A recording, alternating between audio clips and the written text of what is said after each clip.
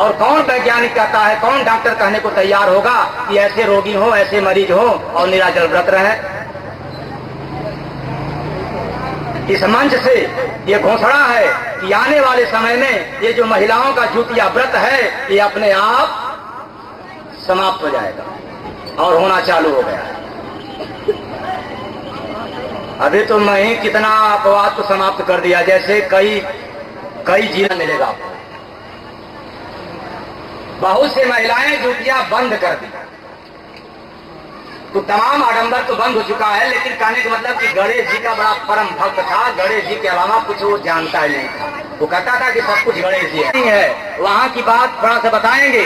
वो क्या है, एक में अलगाव है, 1/1 हो गया ना भाई खंडन, 1/2, 1/20, 1 का 20 भाग कम हो गया। अब कोई कहे 0/0, 0 बटेगा भाई। आप लोग पढ़े लिखे, देखिए पढ़ा लिखा नहीं और मुझे पढ़ने लिखने पर भरोसा भी नहीं, और ये भी दावे के साथ कह रहा हूं कि पढ़ा लिखा प्रभु को पाता ही नहीं, क्योंकि जब आप तुरीयावस्था में होंगे तो पढ़ा लिखा डिग्री समाप्त होगी, तब आप पाएंगे। ये पढ़ाई लिखाई, पढ़ाई वढ़ाई कढ़ाई पर मुझे भरोसा नहीं।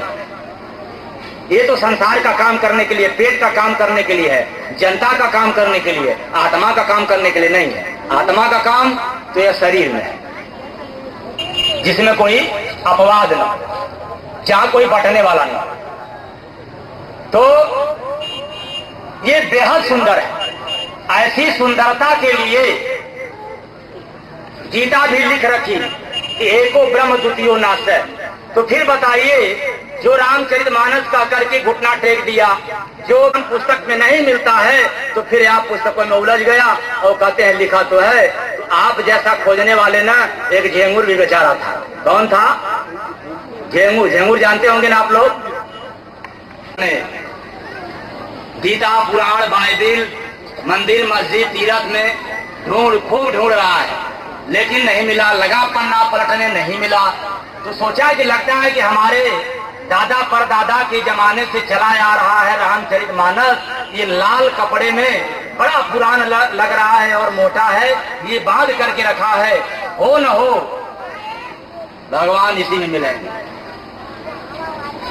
अब बेचारा पुस्तक को उठाया, लाल कपड़े को खोला, जो ही पन्ना पलटना चालू किया, तब तक हुआ क्या, जब कुछ पन्ना पलटा तो देख रहा बैठे हैं, अपना राज कायम किए हैं रामचरितमानस में। तो झेंगू राजा कहा नहीं तो क्यों परेशान किया, क्यों छेड़ा? तो बेचारा साधक कह रहा है कि मैं तो भगवान को खोज रहा हूं। तो झेंगू राजा का फिर उत्तर, अरे मूर्ख कहीं का, मूर्खाधिराज,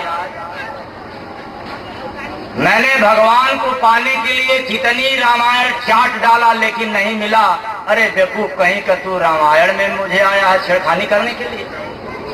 कितने रामायण मैंने चाट डाला। गीता का महत्व नहीं समझा। यदि यह महत्व समझ जाते तो यह एको ब्रह्म द्वितीयो नासय, आप ब्रह्म की खोज करते। आप नहीं समझे तो कोई दुर्गा की खोज, कोई ब्रह्मा की खोज, कोई शंकर की खोज, कोई लक्ष्मी की खोजने में मस्त हो, कोई दुर्गा की सुंदरता में लीन हो गया, शेर पे सवार होके आजा तेरा वालिए। और मैं समझता हूँ कि यदि यहाँ पर दुर्गा माई न आवे, केवल शेर आ जाए तो क्या करे। ऐसे ही मजा में आप लोग भिड़ गए कि चलो दुर्गा माई का पूजा है, चलो गाया जाएगा, नाचा जाएगा, पूजन किया जाएगा, प्रसाद दिया जाएगा, मजा आ गई। तो आप मजा में लीन हो गया, लेकिन यह आत्मा को क्या चाहिए इसके बारे में आपको कभी ख्याल नहीं। अनूपा, ये दुर्गा जैसा सुंदर नहीं है उनका, शंकर जैसा सुंदरता नहीं है। आपको उत्तरकांड में प्रमाण मिलता है कि राम काम सतकोट सुभक्ता, जितना करोड़ों काम देवता यदि एक साथ हो जाए और उनके जो तन का सुंदरता रहेगा उससे भी ज्यादा अधिक प्रभु की सुंदरता है, तो फिर किस काम देवता, किस दुर्गा, किस भगवती के चक्कर में आप सुंदरता को लगा भुलाने। आपका रामचरितमानस तो कहता है, आप उत्तरकांड में क्यों नहीं पढ़ते हैं, क्यों नहीं ढूंढते हैं? और प्रभु की क्या सामर्थ्य, सब कुछ लिखा है, लेकिन कैसे पढ़ेंगे, आपको कैसे समझ में आएगा? खग जाने खगही का भाषा, बाकी पढ़ सब है निराशा, तो खग जाने खगही के भाषा। अरे संत लिखा है तो कोई संत जानेगा। आप क्या हो गए, मठाधीश? आप प्रवक्ता हो गए?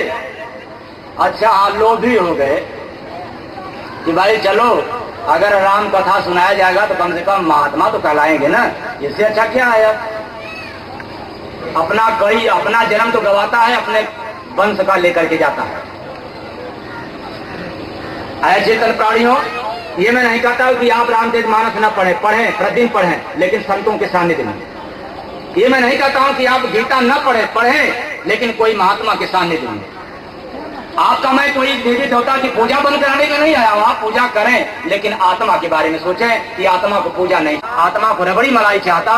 तो मैं दावे के साथ कहता हूं कि जिसको कैंसर हो गया है, ये बड़े बड़े डॉक्टर नहीं, छोटे छोटे डॉक्टर भी रबड़ी मलाई खिला करके कैंसर के पीड़ित को समाप्त कर देते, आत्मा मजबूत हो जाती। आत्मा को तो चाहता ही नहीं। आत्मा की खुराक ही अजीब है। आत्मा की खुराक में पैसा नहीं लगता। आत्मा की खुराक में जाति मजहब का नहीं है कोई मतलब। आत्मा की खुराक मंदिर मस्जिद से नहीं मिलता। आत्मा की खुराक बढ़िया बढ़िया स्वाद से नहीं मिलता। अरे जब तक ये अपने आसन में सुबह शाम नहीं बैठेंगे, आधा घंटा, घंटा 2 घंटा, तब तक आत्मा मजबूत होगी नहीं। ये आत्मा है तो कुकड़ों की आवाज निकलेगा, और ये आत्मा नहीं है तब आप फेंक देंगे। अरे इसी आत्मा का आपने काम नहीं किया, यहाँ का काम किया, कान का काम किया, देह का काम किया, संसार का काम किया, मंदिर का काम किया, तीर्थ का काम किया, लेकिन आपने आत्मा का काम नहीं किया किसी महात्मा से मिलकर के। तो आपका तन जब यह आत्मा छोड़ेगी तो फिर जाकर के गधा के तन में फंसे। आम भाषा में लोग कहते हैं माई से डर गए, भगवती माई से डर गए कि नहीं पूजा करेंगे तो हमारा नुकसान होगा, लेकिन ये महाराज से नहीं डरते हैं, वो ले जाएगा तो कितनी मार मारेगा। कभी सोचा? नहीं सोचा। इसलिए अचेतन प्राणियों, अनुपा ऐसी सुंदरता में आप लोग न उलझे। ये आपका जो आंख देखती है, जितनी सुंदर से सुंदर वस्तु इनसे भी पार है, इसलिए अनुपा, सीमा के पार बेहद सुंदरता है। रूपा, महिमा माने बड़ाई। अरे प्रभु तो ऐसा है जो आकार की इच्छा नहीं है। प्रभु आकार वाला है, लेकिन वो इच्छा में नहीं फंसता। वो सुंदर है, लेकिन बेहद सुंदर है, जो आपका न मुख वर्णन कर सकता है, न आपकी ममता की जालिम पापी आंख देख सकती है। फिर तो महिमा यानी बड़ाई कहां से कर पाएगी भाई? इस मुख को तो पावर मिला ही नहीं, लेकिन प्रभु की सुंदरता का महिमा, प्रभु के आकार की महिमा, अरे प्रभु के नाम की महिमा, इस मुख को दम है ये नहीं है। तो कहते हैं बड़ी सुघर बाटी न माई, अच्छी बात है, तो इनसे ऊपर उठिए, इनसे ऊपर अनुपा और महिमा, बड़ाई कोई नहीं कर। इनका तो महिमा गाया जाता है। क्या भाई? हाथ में क्या ली है? संग। तो एक हाथ में क्या है भाई? गदा। तो दूसरके में क्या है भाई? माला। तो तीसरके में क्या है तब? फूल है। गले में क्या है भाई? और शंकर जी का आ जाएगा तो मृक्षाला, गले में सर्पों की माला। भक्त दर्शन करने के बजाय भाग जाला गए, फूलों की नहीं, सर्पों की माला। और सोचेंगे कि जरा दंडवत कर ले, और ना भी दंडवत करें तो कम से कम पांव छू ले, तब तक आपका ध्यान कहां चला जाएगा? सरफराज पर। कहीं ऐसा तो नहीं ना कि सड़क जाए किधरों से, तो काम तो गड़बड़ हो जाएगा। तो कहने का मतलब है, आप करें, मैं मना करने के लिए नहीं आया हूं। भला बताइए, मैं बनारस से आकर के देवरिया में पूजा पाठ बंद करवाएंगे? पूजा कीजिए, लेकिन कर्म कीजिए, भजन कीजिए। बिना भजन का यह आत्मा नहीं जाएगी। तो नाम की महिमा कोई नहीं गा पाया, कोई नहीं, आज तक नहीं गा पाया। जितने इस समय महात्मा हैं और जो पहले के हैं, ये सबकी कथा मिलता है कि कोई भी नाम का महिमा नहीं गा पाया। ऐसा प्रभु का नाम है। इसका मतलब क्यों? उनका नाम नहीं है। नाम की महिमा गाई जाती है, लेकिन नाम नहीं है तो उसका महिमा गाया नहीं जाता। जैसे मान लिया जाए कोई अमेरिका देखा ही ना हो, क्या महिमा गाएगा भाई? अमेरिका नाम तो है, सुन लिया, गाएगा? नहीं गा पाएगा। और जो गया है वो गाना चालू कर देगा। तो ठीक उसी तरह से प्रभु बिना नाम का है। प्रभु के पास नाम का कोई कीमत नहीं है। ये केवल ब्रह्म के पास, यह जीवात्मा को मन से छुटकारा दिलाने का कलयुग केवल नाम आधारा, ये अवलंब है, एक आधार है। जब आप आधार जब तक किसी महापुरुष से नहीं पाएंगे, क्योंकि वहां का भेद ब्रह्म के पास का भेद कोई महात्मा ही बताएगा। जब वहां का भेद लेकर के और वहां का नाम जब बताता है, ये ब्रह्म तक का नाम है, एको ब्रह्म द्वितीयो नाथ है, ये ब्रह्म के पास तक ले जाएगा। लेकिन ज्यों ही अनामा, जब यह जीवात्मा ब्रह्म के ऊपर जाना चाहेगी, तब यह जो नाम है आप सुमिरन कर रहे हैं, यह नाम छूट जाएगा। आज तो मैं समझता हूं कि नमोए में कितने लोग गोता खा रहे हैं। बता दूं कैसे? कहते हैं ना वो जन्म और मृत्यु से परे है, इसमें नहीं आते। और आप लोग जन्म मृत्यु वाले के चक्कर में फंस गया कि हमारा यही भगवान है। कोई गॉड को मान दिया, कोई अल्लाह को मान दिया, कोई राम को मान दिया, कोई शंकर विष्णु को मान दिया, ऐसे फंस गया। और जबकि इनसे पार परमात्मा है। और उनका स्थान कहां है? सच्चिदानंद पर, यही उनका स्थान है। सच्चिदानंद पर धामा। सत धन चित और धन आनंद। तो सत्य, सत्य क्या है भाई? सत्य क्या है? सत्य मृत्यु है, इसमें अपवाद नहीं। सत्य आत्मा है, इसमें कोई अपवाद नहीं है। सत्य परमात्मा है, इसमें कोई अपवाद नहीं है। आप लोगों को सत्य को पहचाना कहां? उलझ गए। ये आप नहीं ढूंढा कि अरे बाप रे बाप, सुख और दुख का बाप ये आनंद है, वो तो भीतर है, मन मंदिर में है।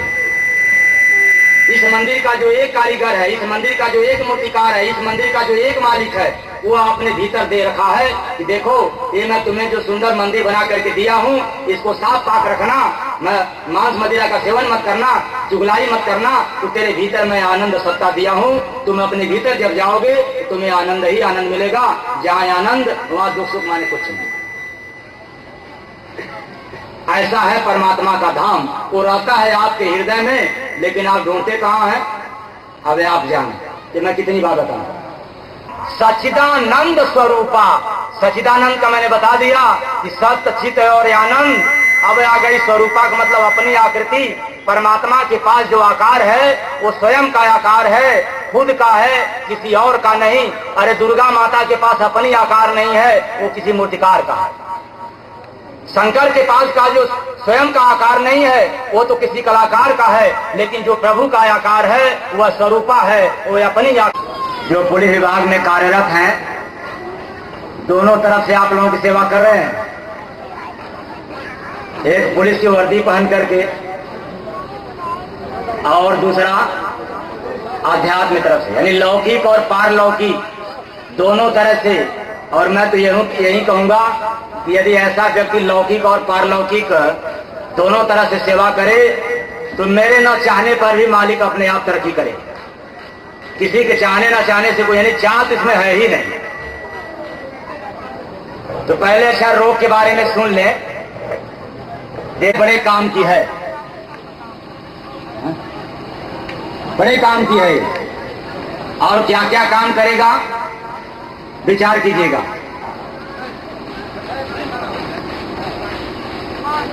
पहली बात कि जिसको बवासीर हो, खूनी। अब देखिए आ गई प्रहार डॉक्टरों के ऊपर। मेरे यहां भी एक से बढ़कर के डॉक्टर हैं, लेकिन फ्री में छोड़ता नहीं। कहता हूं अरे भाई एमडी एएमसी और क्या क्या लिखने वाले एमबीबीएस डॉक्टर हो, आपके पास तो किताबी ज्ञान है, लेकिन जो ये बताने चल रहा हो ये किताब में नहीं मिलेगा। तो किताबी ज्ञान तो सीमित है, आप उसी में उलझ गए और कहना चालू कर दिया कि मैं तो सेकेंड गार्ड हूं, पहले थे अब नहीं है। अब तो हाड़ मांस नोचने वाले मिल गए डॉक्टर। अलग बात है जो धर्म से जुड़ा है वो तो डॉक्टरी कर ले रहा है, लेकिन मैं आप लोगों से यह अपील करूंगा कि अपने वंश को लेकर के डूब मरेगी। मैं डॉक्टर और वकील का विरोधी नहीं हूं। अरे विरोध तो महात्मा गांधी जी किए थे डॉक्टरों और वकीलों का। मैं तो सम्मान दे रहा हूं। क्या स्टैंड होना चाहेगा? आप गए, वो अस्पताल की सीढ़ी ऊपर उठवाने में रह जाएगा। क्या आपका उठाएगा वो? अब जो डॉक्टर हो गया उसमें तो गलीमत है, लेकिन अब की बार जो डॉक्टर आएंगे वो इलाज नहीं कर पाएंगे, क्योंकि वो तो पैसा हटने के चक्कर में ही फंस जाएंगे। उनका कितना जल्दी अस्पताल तैयार हो जाए।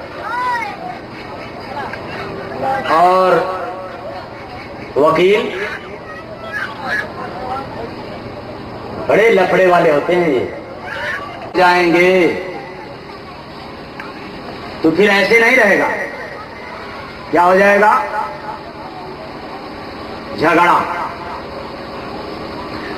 यदि आप चाहें भी कि ये मुकदमा न दायर हो तो वो जरूर चाहेगा कि ना फैसला हम जरूर कराएंगे यार, हम जीतेंगे ना, चलो।